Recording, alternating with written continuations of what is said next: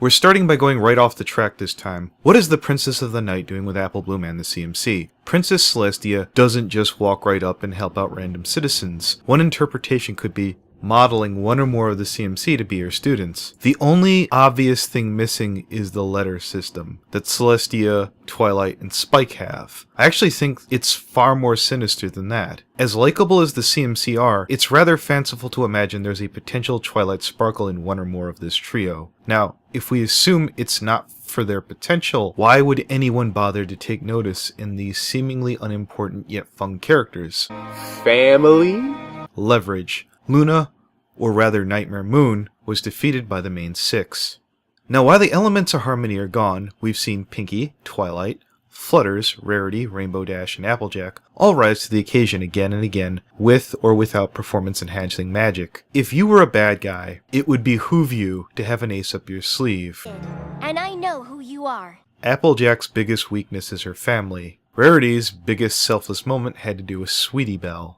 Rainbow Dash's element of loyalty is the easiest way to test or twist the proverbial screws between her and her foster sister. Obviously, there's no guarantee it'll work on all three, but for Nightmare Moon, aka Luna's purposes, she'd only need to disrupt one. Go back and listen to her lessons to Sweetie Belle. I too have a sister who often shines more brightly than me. She even tips her hand. And again briefly here. Universe that's worried about her cutie mark. Oh, I wouldn't say that. Luna is going to guide the CMC right into their cutie marks. She's going to earn their trust. She'll grant them their wildest dreams. This is going to happen. All of her lessons have been fear-based. The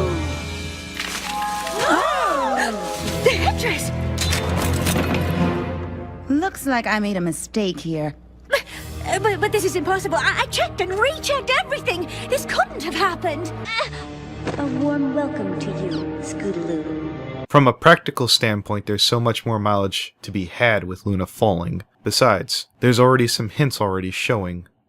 Joy in our town, we're all equal here. No one is superior, and no one shakes in fear. In our town, we work as a team. You can't have a nightmare if you never dream. I wonder where Stardust got the sick dream of a utopian society from. You're telling me that a place like that just existed this whole time? That ticking time bombs like that exist and have always existed in Equestria? Or are they now starting to exist because someone no longer lives in the same place at the same time as anyone? It has been 1,000 years since I This says you'll never hear from her again. The greatest trick the devil ever pulled was to convince the world she didn't exist. And then like that, she's gone.